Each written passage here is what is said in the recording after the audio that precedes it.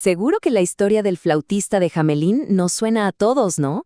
Un tipo con una flauta mágica, un pueblo lleno, pero lleno de ratas, y una venganza terrible, la desaparición de todos los niños. Es una de esas historias que nos contaron desde chiquitos. Pero, a ver, ¿qué pasaría si esa historia que siempre pensamos que era pura fantasía, en realidad tuviera sus raíces en una tragedia real y documentada? Bueno, es momento de ver cómo la realidad detrás del mito es mucho, pero mucho más fascinante y extraña que la ficción. Y es que, para empezar, hay que entender que esto no es un invento de la nada, es una leyenda folclórica alemana que, a diferencia de otras, deja un rastro de pistas que nos llevan a un suceso muy, muy real.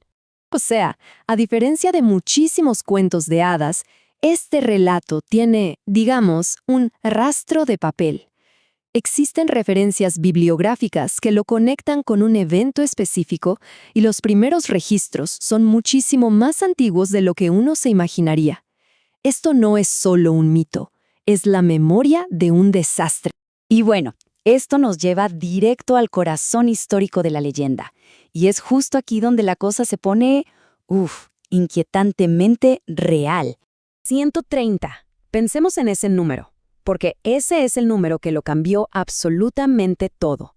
130 niños que, según los registros históricos, desaparecieron de la ciudad de Hamelín en un solo día. Esto no es una metáfora, es una cifra documentada. Ahora, miren esta línea de tiempo. Es fascinante ver cómo se fue conservando el recuerdo. La tragedia ocurre en 1284. Pasa casi un siglo, y por ahí de 1370, un cronista llamado Heinrich von Herford lo pone por escrito. Y no fue sino hasta 1816 que los hermanos Grimm tomaron esta base histórica y la convirtieron en el cuento mundialmente famoso que todos conocemos hoy. Y ojo, no estamos hablando de una sola fuente por ahí perdida. La desaparición de los niños se menciona en múltiples registros de la Edad Media, desde crónicas y manuscritos como el Codex Monacensis hasta inscripciones que llegaron a estar en la mismísima iglesia del pueblo. La evidencia apunta a que algo terrible, de verdad, pasó en Hamelín. Bien, entonces, la gran pregunta es, ¿cómo un evento histórico tan trágico se transformó en un cuento sobre un flautista y un montón de ratas? Vamos a ver cómo se fue construyendo el mito. Aquí está la clave de todo. Por un lado, tenemos el hecho histórico, la pérdida inexplicable de 130 jóvenes. Quizás por una enfermedad terrible o una migración masiva buscando una vida mejor. Por otro, tenemos la trama literaria, una historia de venganza, que le da una explicación mágica, sobrenatural, a un suceso que, de otra forma, era incomprensible. La ficción nació para llenar el vacío de la realidad. A ver, la historia que nos llegó es una construcción perfecta si lo pensamos bien. Primero, el problema de las ratas, que pone al flautista como un salvador. Luego, la traición de la gente del pueblo, que crea el motor de la historia, la promesa rota.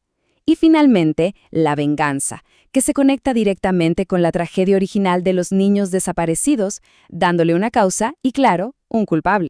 Ahora, vamos a saltar 700 años en el tiempo, porque esta leyenda es increíblemente relevante hoy. Y es que el flautifa, créanme, no ha desaparecido. Para nada. Solo cambió de instrumento. Esta tabla lo deja clarísimo. La analogía es genial. El flautista de hoy es ese comunicador carismático, ese influencer. Su flauta mágica es la retórica persuasiva, esa melodía verbal que encontramos en discursos virales o en publicaciones de redes sociales. ¿Y las ratas o los niños? Bueno, son las audiencias que siguen esa melodía, muchas veces sin cuestionarla. ¿Y saben qué? Este fenómeno tiene nombre. Se le llama manipulación soft o manipulación blanda. Es esa capacidad de influir en la gente no con datos duros, sino con carisma y con una autoridad que se percibe. Es hacer que las cosas parezcan ciertas simplemente por quién las dice y cómo las dice, aunque no haya ni una sola prueba que la respalde. Y esta frase lo resume todo. Es lapidaria. El punto crucial es que cuando la persuasión es lo suficientemente fuerte, el carisma del flautista puede volverse más importante que los hechos mismos. La melodía se vuelve más atractiva que la verdad. Bien, después de todo este viaje desde la Edad Media hasta nuestra era digital, ¿Con qué nos quedamos? ¿Cuál es la lección final de todo esto? Claro, la moraleja original era sencillita. Hay que cumplir las promesas. Pero hoy la lección va mucho, mucho más allá. Nos advierte sobre el poder de esa persuasión que parece irresistible, sobre el peligro de seguir a líderes o ideas solo por su carisma, y sobre todo, nos recuerda la importancia de detenernos a pensar y cuestionar la música antes de empezar a marchar a su ritmo. Y todo esto nos lleva a una última reflexión. En un mundo lleno de flautistas modernos, cada uno con su propia melodía, ¿qué melodías se están siguiendo hoy, quizá de forma involuntaria? La lección de Hamelin está más vigente que nunca. Nos invita a estar muy, muy atentos.